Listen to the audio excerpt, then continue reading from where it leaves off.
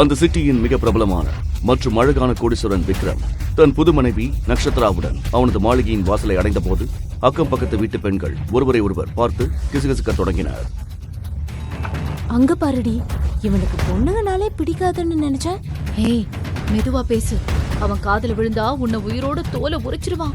அடி போடி, இந்த ஊருக்கே இவனோட நெஜம் என்னன்னு நல்லா தெரியும். இன்னைக்கு எந்த அப்பாவி பொண்ணோட தலைவிதி இப்படி ஆச்சோ தெரியல. இந்த அரக்கனுக்கு போய் வாக்கப்பட்டிருக்காளே. நீங்க பேசுறது எனக்கு கேக்குது. நான் ஒன்னும் செவிடம் இல்லை. விக்ரமுக்கு பெண்கள் என்றாலே தீராத வெறுப்பு என்பது ஊரறிந்த விஷயம். அந்த வெறுப்பின் காரணமாகவே அவனுக்கு ஆண்களைத்தான் பிடிக்கும் என்ற வதந்தியும் காட்டு தீயாய் பரவியிருந்தது.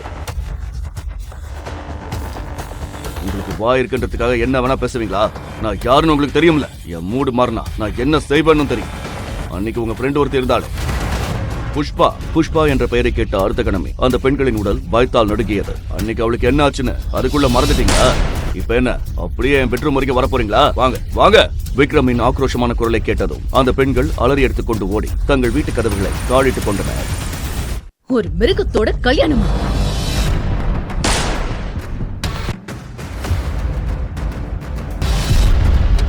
நான் இந்த மிருகத்தை கல்யாணம் பண்ணிக்கிட்டு இவனோட குழந்தைய பெத்தெடுக்கணுமா? நக்ஷத்ரா, உனக்கு வேற வழியே இல்ல. நீ இந்த கல்யாணத்துக்கு சம்மதிச்சுதான் ஆகணும். டாக்டர் ஆகணுங்கிற என்னோட கனவு இதோட அழிஞ்சு போயிடும். அவங்க எவ்வளவு பெரிய ஆளுங்கன்னு உனக்கு தெரியுமா? என்ன வேணா நடக்கும். உன் மாமாவோட உயிரே அவங்க கையில தான் இருக்கு. உன்னை பத்தி மட்டுமே யோசிக்கிறதுக்கு நீ ஒன்னும் அவ்வளவு சுயநலவாதி இல்ல. கடைசியில் அந்த பரிதாபமான பூ போன்ற நட்சத்திரா மணமகள் குளத்தில் அலங்கரிக்கப்பட்டாள். அவளது பேரழகை காண்போர் அனைவரும் அப்படியே சொக்கி போகும் அளவிற்கு அவள் தேவதை போல் காட்சியளித்தாள். ஆனால் மறுபுறமோ அந்த அழகான அரக்கன் நின்றிருந்தார். உண்மையில் இதன் பின்னணியில் உள்ள ரகசியம் என்ன? வாருங்கள், முழுமையாக தெரிந்து கொள்வோம்.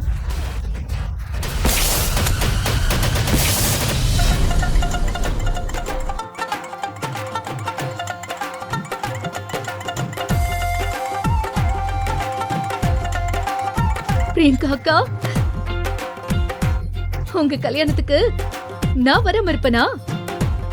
பாட்டி, நேற்று வரை நட்சத்திரா தன் சொந்த கிராமத்தில் இருந்தாள். தன் அத்தை மகளின் திருமணத்திற்காக மிகவும் மகிழ்ச்சியோடு நகரத்திற்கு வந்திருந்தாள். சிறு வயதிலேயே பெற்றோரை இழந்த நட்சத்திராவை அவளது பாட்டிதான் ஒற்றையாளாக வளர்த்து வந்தார். நன்றாக படித்து ஒரு மருத்துவராக வேண்டும் என்பதே அவளது வாழ்நாள் கனவாக இருந்தது.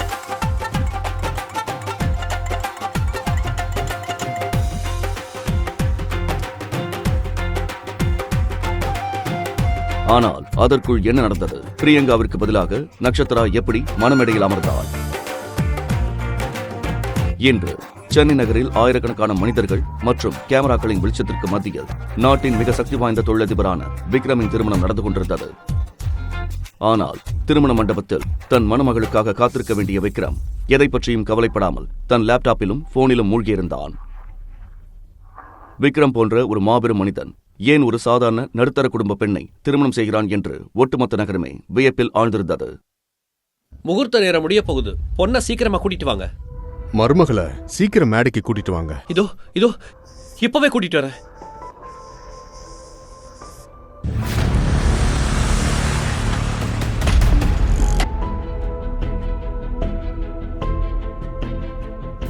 விக்ரமின் அசல் மணமகளான பிரியங்காவை தேர்ந்தெடுத்தவர் அவனது தாத்தா விஸ்வநாதன் தான். பிரியங்கா அவர்கள் அலுவலகத்தில் பணிபுரியும் ஒரு சாதாரண எழுத்தரான மனோஜின் மகள். தன் தந்தையின் கட்டாயத்திற்கு பணிந்து சாதாரண தோற்றமுடைய பிரியங்கா இந்த திருமணத்திற்கு சம்மதித்திருந்தாள். ஆனால் இன்று திருமணத்தன்று மனோஜ் தன் மகள் பிரியங்காவின் அறைக்குள் நுழைந்த போது அதிர்ச்சியில் அவரது காலடி மண் சரிந்தது.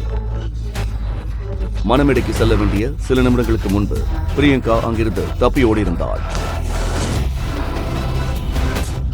பிரியங்கா, என்ன காரியம் பண்ணி வச்சிருக்க?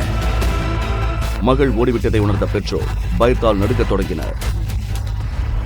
அதே நேரத்தில் வெளியில் நின்றிருந்த விஸ்வநாதன் ஏதோ தவறு நடப்பதை உணர்ந்து அந்த அறையை நோக்கி வந்தார். உங்க பொண்ணு ரெடி ஆயிட்டாளா இல்லையா? ஆமாங்க, அவ ரெடி ஆயிட்டு தான் இருக்கா. இதோ இப்போ வந்துருவா. நீங்க போங்க சார். ஆனால் அந்த பொய் அதிக நேரம் நீடிக்கவில்லை. அறையின் உள்ளே இருந்து ஒரு பெண் அழும் சத்தம் விஸ்வநாதனின் காதுகளில் தெளிவாக விழுந்தது. அவர் சட்டென்று கதவை தள்ளி திறந்து கொண்டு உள்ளே நுழைந்தார். அங்கு தரையில் அமர்ந்து ஒரு எளிய பரிதாபமான ஆனால் பேரழகு வாய்ந்த பெண் அழுது கொண்டிருந்தாள். அவள்தான் நக்ஷத்ரா. இதை கண்ட விஸ்வநாதன் கோபத்தில் கர்ஜித்தார். பிரியங்கா எங்க? பிரியங்கா ஓடி போயிட்டா சார். இந்த நட்சத்திரா தான் அவளுக்கு உதவி செஞ்சிருக்கா. எங்களுக்கு நல்லா தெரியும். நான் எதுவும் பண்ணல அத்தை. ப்ளீஸ் என்ன நம்புங்க. இந்த கல்யாணம் இன்னைக்கே நடந்தாகணும். கல்யாண பொண்ணு ஓடி போயிருந்தா அவளுக்கு பதிலா வேற ஒருத்தி மணமேடையில உட்காரணும். கல்யாணம் நின்னா விக்ரமோட கோபம் எவ்வளவு கொடூரமா இருக்குன்னு உங்க எல்லாருக்கும் தெரியும். அவனோட கோபத்துல இருந்து உங்களை யாராலையும் காப்பாற்ற முடியாது.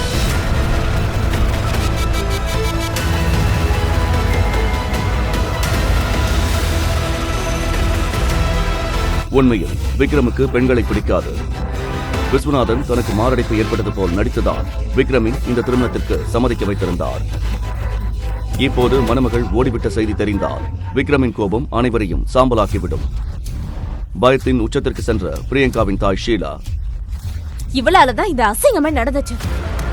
அதனால இவ தான் இதுக்கு பழி ஏத்துக்கணும். நான் சொல்றத நல்லா கேட்டுக்கோ நட்சத்திரா. இனிமே நீ தான் விக்ரமோட வைஃப். புரியுதா உனக்கு? நட்சத்திராவின் கண்கள் பயத்தால் நிறைந்திருந்தன. தழுதழுத்த குரலில் கெஞ்சினாள். எனக்கு கல்யாணம் வேண்டாம் அத்தை. இன்னைக்கு என் பாட்டி கிட்ட போக விட்டுடுங்க ப்ளீஸ். பிரியங்கா அக்கா என்கிட்ட சொன்னா. வாய மூடிடி. நான் சொல்றத மட்டும் செய். நட்சத்திரா கதறி அழுதாள். ஆனால் அவளது அழுகுரலை யாரும் கேட்பதாக இல்லை. அந்த தருணத்தில் அவர்களுக்கு ஒரு பெண்ணின் வாழ்க்கை முக்கியமாக தெரியவில்லை. விஸ்வநாதன் சாம்ராஜ்யத்தின் கௌரவமே முக்கியமாக இருந்தது. நட்சத்திரா, நீ இதை செஞ்சுதான் ஆகணும். இல்லனா விக்ரம் நம்ம எல்லாரையும் வெட்டி போட்டுருவான். அவன் எவ்வளவு ஆபத்தானவனு உனக்கு தெரியாதா? தப்பிக்க எந்த வழியும் இல்லாததால் நட்சத்திரா அவசரமாக கனமான திருமண ஆடையில் அலங்கரிக்கப்பட்டாள். அவளது முகம் நீண்ட துப்பட்டாவால் மறைக்கப்பட்டிருந்தது.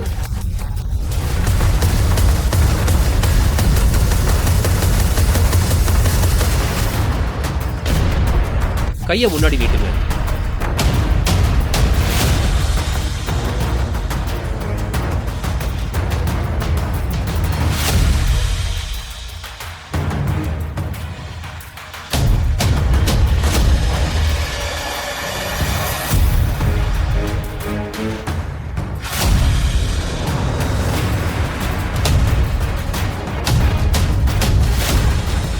துப்பட்டா முகத்தை முழுமையாக மறைத்திருந்ததால் மணமகள் மாற்றப்பட்டதை விக்ரம் கவனிக்கவில்லை. அவன் கடமைக்காக திருமணச் சடங்குகளை முடித்துவிட்டு அடுத்த கணமே தன் போனிலும் வேலையிலும் மூழ்கி போனான். பெரியய்யா, இந்த ஃபைல்ல அந்த பொண்ணோட எல்லா டீடைல்ஸும் இருக்கு. இதற்கிடையில் நட்சத்திராவை பற்றி முழுமையாக அறிந்து கொள்ள விஸ்வநாதன் அவளது முழு விவரங்களை சேகரித்திருந்தார். ஆனால் ஒரு கொடூர விபத்தில் இறந்த நட்சத்திராவின் பெற்றோரின் விவரங்களை பார்த்த அடுத்த கணமே அவர் உறைந்து போனார். அவர் தனக்குள்ளேயே முணுமுணுத்தார். ஆரம்பத்துல 2-3 நாள்ல இவளுக்கு விவாகரத்து கொடுத்து அனுப்பிடலான்னு நினைச்சேன். ஆனா இனி அப்படி நடக்காது. இந்த பொண்ணுதான் என் பேரன் விக்ரமோட வாழ்நாள் மனைவியா இருப்பா. திருமணச் சடங்குகள் முடிந்து நட்சத்திரா விஸ்வநாதன் மாளிகையின் பிரம்மாண்ட வாசலை வந்தடைந்தாள். விக்ரம் அவளுக்காக காத்திராமல் வேகமாக உள்ளே நடக்கத் தொடங்கினான். விக்ரம், கல்யாணத்துக்கு அப்புறம் வீட்டுக்குள்ள தனியா போக கூடாது. உன் மனைவியை கூட்டிட்டு உள்ளவா. சிறு வயதிலேயே பெற்றோரை இழந்த விக்ரமுக்கு உலகிலேயே தன் தாத்தாவை தவிர வேறு யாரும் முக்கியமில்லை. அவர் சொல்லை அவன் தட்டியதே இல்லை.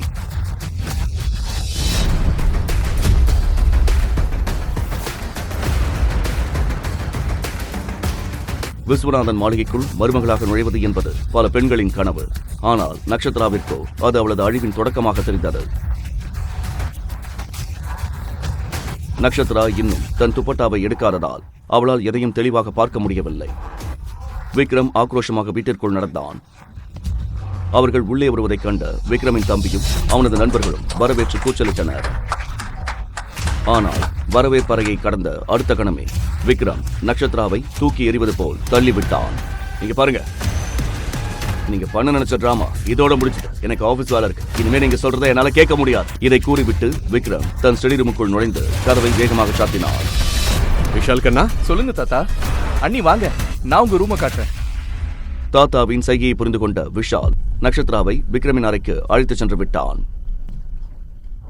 உள்ள வாங்க நீ. வெல்கம். இதுதான் உங்க ரூம். உங்களுக்கு என்ன வேணும்னாலும் இந்த பெல் அடிங்க, யாராவது உடனே வந்து ஹெல்ப் பண்ணுவாங்க. நீங்க கம்ஃபர்டபுள் ஆகுங்க, நான் அப்புறமா வந்து பார்க்கறேன். நட்சத்திரா அறைக்குள் நுழைந்ததும் நிம்மதி பெருமூச்சு விட்டாள். முதன்முறையாக அந்த புதிய வீட்டில் அவள் தனியாக இருந்தாள். அவள் கதவை மூடிய போது அது ஆட்டோமேட்டிக் எலக்ட்ரானிக் லாக் என்பதால் பலத்த சத்தத்துடன் தானாகவே பூட்டிக் கொண்டது. கிராமத்து பெண்ணான நட்சத்திராவிற்கு அதை பற்றி எதுவும் தெரியவில்லை. அவள் தன் துப்பட்டாவை கழற்றிவிட்டு ஆசுவாசப்படுத்திக் கொண்டாள். உடல் சோர்வினால் அவளுக்கு தெரியாமலேயே அவள் உறங்கி போனாள். இரவு 2 மணிக்கு விக்ரம் தன் வேலைகளை முடித்துவிட்டு உறங்குவதற்காக அறைக்குள் நுழைந்தான். நட்சத்திரா கட்டிலின் ஒரு ஓரத்தில் மறுபுறம் திரும்பி படுத்திருந்தாள். அவளை பார்த்த விக்ரம் வெறுப்புடன் பேசினான். எதுக்காக இவ்வளவு யாரும் அனுப்பி வச்சாங்க? இப்படி இந்த கல்யாணம் பேருக்கு தானே, இதனால என்ன ஆக போகுது? இவ்வளா இருந்தாலும் சரி, வேற யாரா இருந்தாலும் சரி, எந்த ஒரு பொண்ணும் என் வாழ்க்கைக்குள்ள வர முடியாது.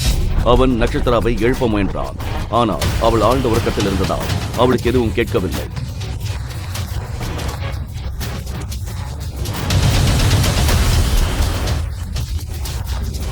எரிச்சல் அடைந்த விக்ரம் டேபிளில் இருந்த கண்ணாடி கிளாஸை தட்டிவிட்டான். அது தரையில் விழுந்து சுக்குநூறாக உடைந்தது. அந்த பலத்த சத்தத்திலும் நட்சத்திரா விழிக்கவில்லை.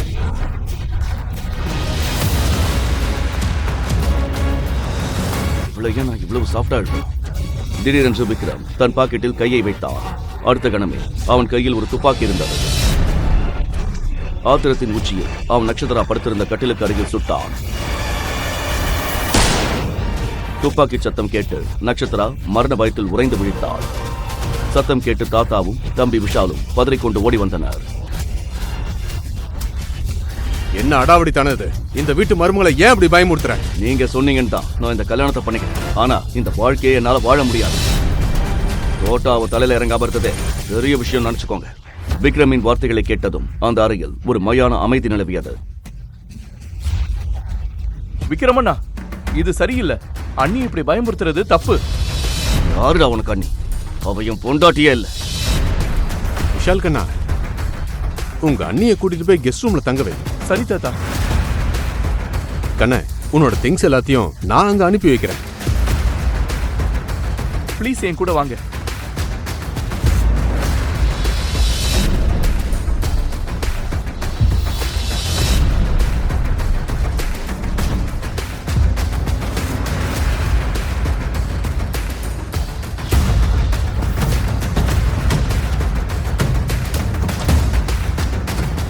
எங்களை மன்னிச்சிருமா. உனக்கு நாங்க பெரிய துரோகம் பண்ணிட்டோம்னு எங்களுக்கு தெரியும். ஆனா அந்த நேரத்துல எங்களுக்கு வேற வழி தெரியல. தாத்தா, நீங்க ஏன் மன்னிப்பு கேக்குறீங்க? எது நடந்திருந்தாலும் அதுல உங்க தப்பு எதுவும் இல்ல. கண்ணு, உன்னால என் பேரன் விக்ரம மாத்த முடிஞ்சா நீ ஆசைப்பட்ட மாதிரியே உன்னை ஒரு டாக்டர் ஆக்குறேன்னு நான் சத்தியம் செய்யறேன். இது என் வாக்கு. இதை கேட்டதும் நட்சத்திராவின் கண்களில் ஒரு புதிய நம்பிக்கை பிறந்தது. எனக்கு தெரியுமா, உன்னால மட்டும்தான் இதை செய்ய முடியும். இப்ப ரொம்ப நேரம் ஆயிடுச்சு. நான் உன் சூட்கேஸ் அனுப்பி வைக்கிறேன். நீ ட்ரெஸ் சேஞ்ச் பண்ணிட்டு தூங்கு. விக்ரம் நாளைக்கு காலையில் ஒரு பிசினஸ் டீலுக்காக பாரிஸ் கிளம்புறான்.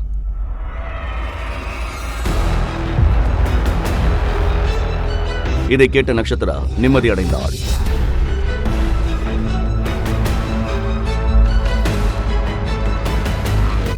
மறுநாள் காலை அவளுக்கு அந்த சிட்டியின் காலை பொழுது மிகவும் இதமாக இருந்தது.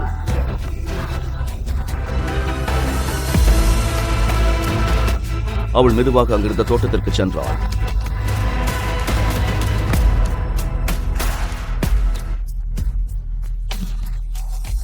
அங்கு கார்டனில் ஒருவன் ஃபார்மல் உடையில் நின்று பெரிய கத்திரிக்கோளால் செடிகளின் கிளைகளை வெட்டிக் கொண்டிருப்பதை பார்த்தாள். ஓ காட், யார் இந்த லூசு தோட்டக்கார? விக்ரமோட இவ்ளோ காஸ்ட்லி செடிகளை இப்படி நாசம் பண்றானே. இது விக்ரமுக்கு தெரிஞ்சா இவன் காலி. எங்க என்ன பண்ணிட்டு இருக்க நீ? அந்த மனிதன் நட்சத்திராவை நோக்கி திரும்பினான். அவனது காந்த கண்கள் அவளை ஊடுருவின. ஒரு கணம் அவளது இதயம் துடிக்க மறந்தது. ஒரு பக்கம் அந்த துப்பாக்கி வச்சிருக்கிற அரக்கன் கிட்ட இருந்து உன்னை காப்பாத்த பாக்குறேன். ஆனா நீ என்னடானா என்ன எப்படி முறைச்சு பாக்குற? அந்த மனிதன் வேறு யாரும் அல்ல, விக்ரம் தான். அவன் பாரிஸ் கிளம்பவிருந்தான். ஆனால் மோசமான வானிலை காரணமாக பயணம் தள்ளி போனது. செடிகளை வளர்ப்பது மட்டுமே அவனது ஒரே பொழுதுபோக்காகும். பாவம், நட்சத்திராவிற்கு அது தெரியவில்லை. அதேபோல் விக்ரமுக்கும் நட்சத்திராவின் உண்மையான அடையாளம் தெரியவில்லை. நீ யார் கூட பேசிட்டு இருக்கின்ற அறிவு இருக்கா அவனுக்கு? இன்னும் டைம் இருக்கு. உன் பேக் எடுத்துக்கிட்டு இங்கிருந்து ஓடி போயிடு.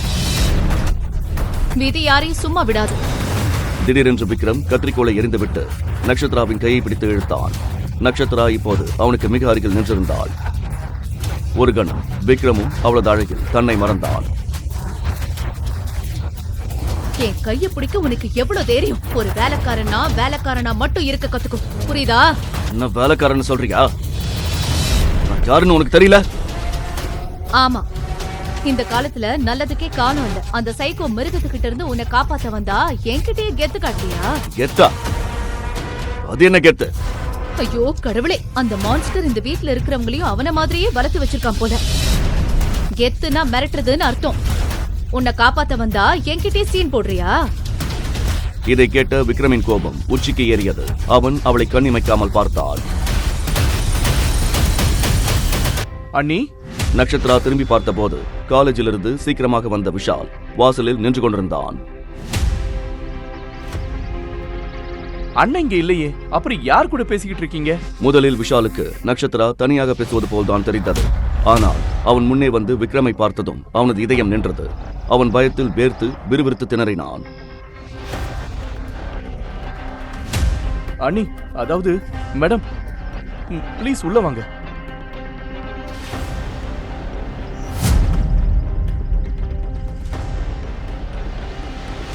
இவ்வளவு பெரிய துரோகமா விஷால்? இந்த உண்மையை என்கிட்ட இருந்து ஏன் மறைச்சீங்க? பிரியங்காவிற்கு பதிலாக நட்சத்திராவைத்தான் திருமணம் செய்திருக்கிறான் என்ற உண்மை விக்ரமுக்கு இதுவரை தெரியாது. ஆனால் விஷால் தெரியாமல் உண்மையை உளறிவிட்டான். அண்ணா, நான் சொல்றது கேளுங்க, எனக்கு ஒரு சான்ஸ் கொடுங்க. நிஜமா உங்க கல்யாணம் வேற ஒருத்தியோட தான் நடக்க வேண்டியிருந்தது.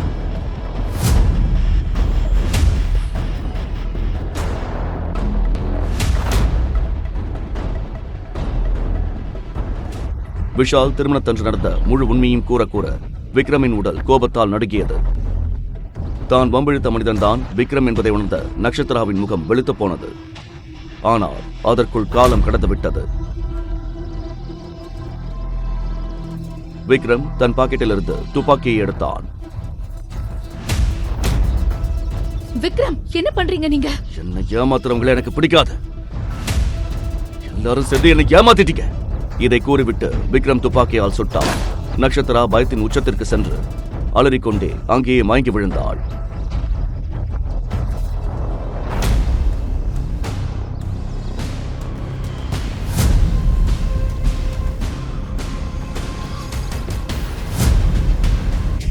விஷால் நட்சத்திராவை சோஃபாவில் படுக்க வைத்துவிட்டு தன் நண்பன் பிரபல அறுவை சிகிச்சை நிபுணருமான டாக்டர் துருவை வீட்டிற்கு அழைத்தான்.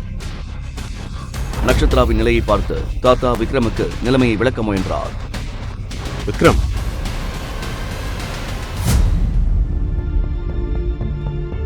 எனக்கு தெரியும் உனக்கு இந்த கல்யாணத்துல இஷ்டம் இல்லைன்னு. ஆனா பிரியங்கா ஓடி போயிட்டா. குடும்ப மானத்தை காப்பாத்தத்தான் நாங்க நட்சத்திராவை மணமடையில உட்கார வச்சோம். நீங்க பெரிய தப்பு பண்ணிட்டீங்க தாத்தா. இதை நீங்க செஞ்சிருக்க கூடாது. விக்ரம் கோபமாக தன் அறைக்கு சென்றான். துருவ் வந்து நட்சத்திராவை பரிசோதித்துவிட்டு அவளுக்கு ஒரு ஊசி போட்டான். பயப்படுறதுக்கு ஒண்ணும் இல்ல, இன்ஜெக்ஷன் போட்டிருக்கேன். அன்னைக்கு இன்னும் கொஞ்ச நேரத்துல மயக்கம் தெளிஞ்சிரும். துருவ் பேசி முடித்த அடுத்த கணமே விக்ரமின் அறையிலிருந்து மீண்டும் ஒரு துப்பாக்கி சத்தம் கேட்டது. அனைவரும் அதிர்ந்து போயினர். அவர்கள் விக்ரமின் அறையை நோக்கி ஓடினர். விஸ்வநாதன் பயத்தில் வேர்த்து விறுவிறுத்து போய் ஓடக்கூட தெம்பில்லாமல் அறைக்குள் நுழைந்தார். அங்கு விக்ரமின் கையிலிருந்து ரத்தம் கொட்டிக் கொண்டிருப்பதை கண்டார். விக்ரமண்ணா, என்ன இது? துரு, சீக்கிரம் பாரு. அங்கு வந்த தாத்தாவால் மூச்சு விடக்கூட முடியவில்லை. அந்த அதிர்ச்சியில் அவர் நிலை குலைந்து போனார். துரு, தாத்தாவை பார் முதல்ல. தாத்தா! தாத்தா மூச்சு திணறுவதை கண்ட விக்ரம் காரை உடனே எடுக்குமாறு துருவிடம் கத்தினான். தாத்தா! அனைவரும் தாத்தாவை தூக்கிக் கொண்டு கீழே வந்தனர். அப்போது அனைவரது கண்களும் ஒன்றன் பின் ஒன்றாக சோஃபாவில் மயங்கி கிடந்த நட்சத்திராவின் மீது இருந்தது. கடைசியாக விக்ரமின் பார்வை அவள் மீது விழுந்தது.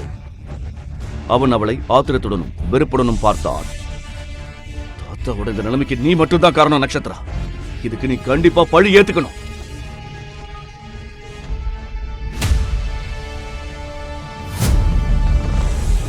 அவர்கள் அனைவரும் நகரின் பிரபல மருத்துவமனைக்கு சென்று தாத்தாவை அவசர சிகிச்சை பிரிவில் அனுமதித்தனர். வீட்டில் நட்சத்திரா மயக்கம் தெளிந்து எழுந்தபோது அங்கிருந்த அமைதி அவளை பயமுறுத்தியது. தலைபாரத்துடன் அவள் வீடெங்கும் தேடினாள். தாத்தா, தாத்தா, விஷால், யாராவது இருக்கீங்களா? மேடம் நில்லுங்க. நீங்க யாரு? ஏன் வழியை ஏன் மறைக்கிறீங்க? மேடம், என் பேரு தேவ். வீட்ல யாரும் இல்ல. உங்களுக்கு வெளியே போக அனுமதி இல்ல. யாரும் இல்லையா? இப்பதானே எல்லாரும் இங்க இருந்தாங்க. தாத்தா எங்க? தாத்தாவுக்கு திடீர்னு உடம்புக்கு முடியாம போயிடுச்சு. எல்லாரும் அவரை ஹாஸ்பிட்டலுக்கு கூட்டிட்டு போயிருக்காங்க. நான் இப்பவே அவரை பார்க்கணும். என்ன மன்னிச்சிருங்க மேடம். விக்ரம் சாரோட அனுமதி இல்லாம உங்களை என்னால அனுப்ப முடியாது. எனக்கு யாரோட அனுமதியும் தேவையில்ல. நட்சத்திராவின் பிடிவாதத்திற்கு முன்னால் தேவால் ஒன்றும் செய்ய முடியவில்லை. அவன் அவளை மருத்துவமனைக்கு அழைத்துச் சென்றான். அங்கு மருத்துவமனையின் சூழல் மிகவும் கவலைக்கிடமாக இருந்தது. துருவ் வார்டிலிருந்து வெளியே வந்தான். விக்ரம் ப்ரோ, தாத்தாவோட நிலைமை ரொம்ப மோசமா இருக்கு. இது அவருக்கு செகண்ட் அட்டாக். இனி அவருக்கு ஒரு சின்ன ஸ்ட்ரெஸ் கொடுத்தாலும் நாம அவரை இழக்க வேண்டியிருக்கும். என்ன தைரியம் இருந்தா இப்படி பேசுவ துருவ்? என் தாத்தாவுக்கு எதுவும் ஆகாது. அத முதல்ல உன் மனசுல வச்சுக்கோ. உண்மையை சொன்னா உன்னோட இந்த பிடிவாதமும் கோபமும் தான் அவரோட உயிருக்கே ஆபத்தா முடியுது விக்ரம். அவனை விடு. விக்ரமின் நண்பர்களான ஆகாஷும் சங்கரும் இடையில் புகுந்து தடுத்தனர். விக்ரம் உடைந்து போய் சுவரோரம் நின்றான். அதே நேரத்தில் நட்சத்திரா ஓடி வந்து எதிர்பாராத விதமாக விக்ரமின் மீது மோதினாள். அவள் நிமிர்ந்து பார்த்தபோது விக்ரம் நெருப்பை போல் நின்று கொண்டிருந்தான். நீ எதுக்கு இங்க வந்த? நான் தாத்தாவை பார்க்க வந்தேன். தாத்தாவை சாகுற நிலைமைக்கு கொண்டு போயிட்டு இப்ப இங்க வந்து நாடகம் ஆடுறியா? நட்சத்திரா நடுங்கினாள். தான் கட்டிக்கொண்ட கணவன் இவ்வளவு இரக்கமற்றவனாக இருப்பான் என்று அவள் நினைக்கவில்லை. என்ன ஒரு தடவை தாத்தாவை பார்க்க விடுங்க ப்ளீஸ். தாத்தாவோட பேரை உன் வாயால கூட சொல்லாத. உன் அழக வச்சு என் குடும்பத்தையே மயக்கலான்னு நினைச்சா அது நடக்காது. உன் வலைய வேற எங்கேயாவது போய் வீசு. என்கிட்ட இதெல்லாம் செல்லாது. நட்சத்திரா ஏதோ சொல்ல முயன்றாள். ஆனால் வார்த்தைகள் வரவில்லை. அப்போது பின்னால் இருந்து தேவின் குரல் கேட்டது. பாஸ், தாத்தாவுக்கு மயக்கம் தெளிஞ்சிருச்சு. உங்களை பார்க்கணும்னு சொல்றாரு. விக்ரம் நட்சத்திராவின் கையை உதறிவிட்டு தாத்தாவை பார்க்க உள்ளே சென்றான்.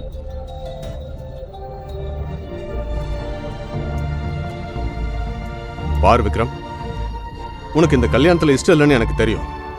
ஆனா நட்சத்திரா அந்த வீட்டோட மருமக. நீ அவளை ஏத்துக்கணும்னு நான் ஆசைப்படுறேன். தாத்தா, அந்த பொண்ணு என் வாழ்க்கையில எப்பவுமே வர முடியாது. விக்ரமண்ணா, என்ன பேசுறீங்க? அண்ணி வெளியில தானே. யாரு அண்ணி? அவவும் அண்ணியே இல்ல. நல்லா கவனிச்சுக்கோங்க. அவகிட்ட யாருக்கும் எந்த உறவும் இல்ல. இதை கேட்டு தாத்தாவின் கண்களில் ஒரு புதிய ஆக்ரோஷம் தெரிந்தது. நல்லா கேட்டுக்க விக்ரம், நட்சத்திரா வெளியே நிக்கிறா. நீ என் மருமகளை உள்ள கூட்டிட்டு வரலன்னா நீ சீக்கிரமா எனக்கு கொல்லி வைக்க வேண்டியதா இருக்கும். இதை கேட்டதும் அந்த அறையே ஸ்தம்பித்தது. விக்ரமின் முகம் கோபத்தால் சிவந்தது. அவளை உள்ள கூட்டிட்டு வா. விக்ரமண்ணா, கொஞ்சம் யோசிச்சு பாருங்க. தாத்தாவோட உயிர் இப்ப நட்சத்திரா அண்ணியோட கையில தான் இருக்கு. நீ அவங்கள பிரிச்சா அந்த அதிர்ச்சியிலேயே தாத்தா இறந்துடுவாரு. உன் கோபத்துக்காக தாத்தாவோட உயிரை பணைய வைக்கணுமா? அட்லீஸ்ட் ஒரு மனுஷனா நடிக்கவாவது செய். இந்த பொண்ணாலதான் தாத்தா நல்லா இருப்பாருன்னா அவளை எப்படி என் வழிக்கு கொண்டு வரணும்னு எனக்கு தெரியும்.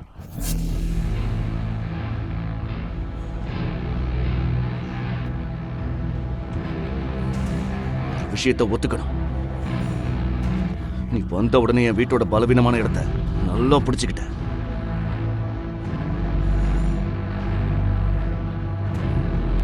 தாத்தா இந்த ஹாஸ்பிட்டல் இருக்கிற வரைக்கும் நீ என் பொண்டாட்டியா நடிச்சே ஆகணும்.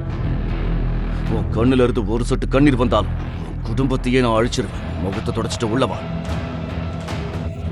ஒரு சமத்து குழந்தையை போல் நட்சத்திரா தன் கண்ணீரை துடைத்துக் கொண்டு விக்ரமின் பின்னால் சென்றாள். தாத்தா புன்னகையுடன் நட்சத்திராவின் கைகளை பிடித்துக் கொண்டார். விக்ரம் ஒரு ஓரமாக நின்று தாத்தாவையும் நட்சத்திராவையும் கவனித்துக் கொண்டிருந்தான். என்ன மந்திரம் பண்ணா? சில மணி நேரத்துல எல்லாரையும் அவளுக்கு அடிமையாக்கிட்டா. இவ்வளவு அப்புறம் கவனிச்சுக்கிறேன். அண்ணி, இப்போ உடம்பு எப்படி இருக்கு?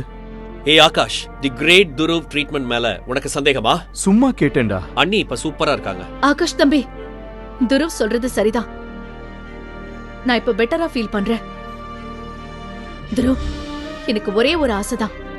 தாத்தாவை சீக்கிரமா குணமாக்கி வீட்டுக்கு அனுப்பி வைங்க. அண்ணி நீங்க கவலைப்படாதீங்க.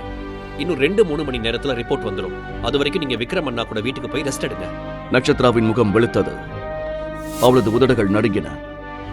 ஆனால் வார்த்தைகள் வரவில்லை. நட்சத்திரா, துருவ் சொல்றது சரிதான். உனக்கு உடம்பு முடியாம போனா தாத்தாவை யார் கவனிப்பா? வா வீட்டுக்கு போலாம்.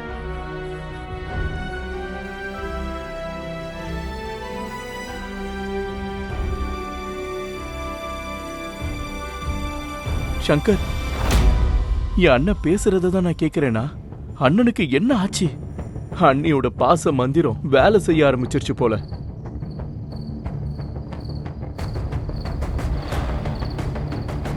கடவுளே, இன்னைக்கு இந்த மான்ஸ்டர் கிட்ட இருந்து என்ன காப்பாத்திரு.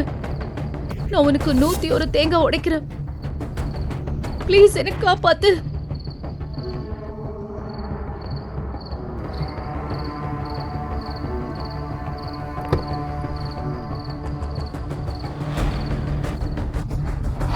மாளிகையை அடைந்ததும் விக்ரம் பின்னால் திரும்பி பார்க்காமல் உள்ளே சென்றான். தேவ் நட்சத்திராவிற்கு காரின் கதவை திறந்தான்.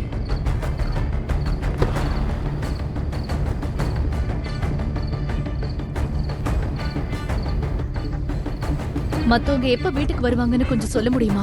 கவலைப்படாதீங்க அண்ணி, இன்னும் 3 மணி நேரத்துல வந்துருவாங்க. உங்களுக்கு என்ன வேணாலும் சொல்லுங்க, நான் வெளியே தான் இருப்பேன். விக்ரமுடன் தனியாக இருக்க நட்சத்திரா மரண பயம் கொள்கிறாள் என்பதை தேவ் புரிந்து கொண்டான். அவள் உள்ளே நுழைந்ததும் ஒரு வேலைக்காரன் அவளிடம் வந்தான். மேடம், சார் உங்களை அவரோட ரூமுக்கு வர சொன்னாரு. நட்சத்திராவின் தொண்டை வற்றியது. நேற்று துப்பாக்கிச்சூடு நடந்த அதே அறைக்குள் நுழைய அவள் மனதை திடப்படுத்திக் கொண்டாள். தன் பாட்டியை நினைத்துக் கொண்டு கதவை தட்டினாள். கதவு தானாகவே திறந்தது. அவள் உள்ளே நுழைந்ததும் ஒரு கனத்த குரல் எதிரொலித்தது. விடிற வரைக்கும் அங்கேதான் நிக்க போறியா? இல்ல நான் வந்து உன்னை கூட்டிட்டு வரணுமா? உள்ளவா. நட்சத்திரா உள்ளே நடந்தாள். அந்த அறை மங்கலான வெளிச்சத்தில் இருந்தது. விக்ரம் ஒரு வேட்டைக்காரனை போல சோஃபாவில் அமர்ந்திருந்தான். இன்னிலிருந்து இந்த வீட்டுல உன் வேலை தாத்தாவை கவனிச்சுக்கிறது மட்டும்தான். இந்த வீட்டுல உனக்கு ஒரு கேர் டேக்கரோ இல்ல வேலைக்காரியோட அந்தஸ்து மட்டும்தான் இருக்கும். அதுக்கு மேல எதுவும் இல்லை. இந்த விஷயம் தாத்தாவுக்கோ இல்ல என் ஃப்ரெண்ட்ஸுக்கோ தெரியக்கூடாது. அப்படி தெரிஞ்சா கிராமத்தில் இருக்கிற உன் பாட்டிக்கு என்ன ஆகுன்னு உனக்கு தெரியும்ல. நட்சத்திராவிற்கு விக்ரம் ஒரு யமனை போல தெரிந்தான். அவள் தலைகுனிந்து நின்றாள். கண்ணீர் மலமளவென கொட்டியது. அவளது கண்ணீரை கண்டும் விக்ரமின் மனம் உருகவில்லை. இந்த அழுகையை என்கிட்ட மட்டும் வச்சுக்கோ. ஆனா தாத்தா முன்னாடியோ என் ஃப்ரெண்ட்ஸ் முன்னாடியோ ஒரு சொட்டு கண்ணீர் கூட வரக்கூடாது. மீறினா விளைவு வேற மாதிரி இருக்கும். கிராமத்துல எல்லாரும் என் மேல எவ்வளவு பாசமா இருந்தாங்க. இந்த அறிமுகம் இல்லாத அரக்கன் ஏன் என் மேல இவ்ளோ வெறுப்பு காட்டுறான்? உன் திங்ஸ் எல்லாத்தையும் எடுத்துட்டு இந்த ரூமுக்கு ஷிஃப்ட் ஆயிக்கோ. இந்த ரூம்கா? எந்த தப்பான கனவும் காணாத. உலகத்தோட பார்வைக்கு நாம புருஷன் பொண்டாட்டி. அதனால ஒரே ரூம்ல தான் இருக்கணும். நீ கீழே தரையில படுத்துக்கோ, நான் கட்டில படுத்துப்பேன். அவ்வளவுதான்.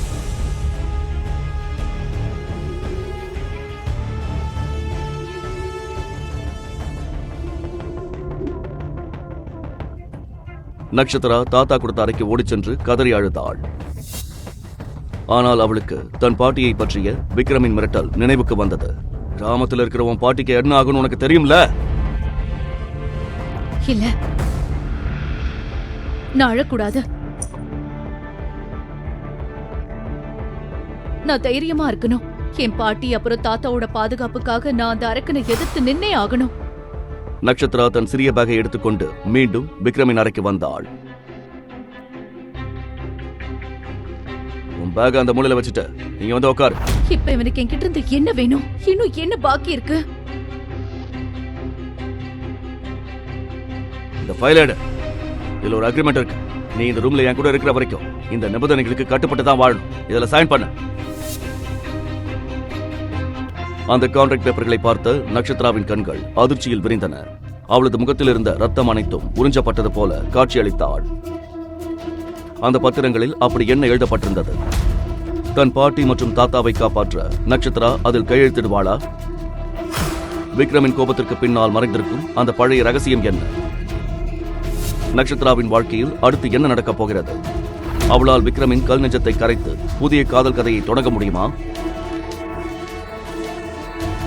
இந்த விறுவிறுப்பான கதையின் அடுத்த எபிசோடை கேட்க பாக்கெட் எஃப்எம் தமிழ் யூடியூப் சேனலை சப்ஸ்கிரைப் செய்யுங்கள்.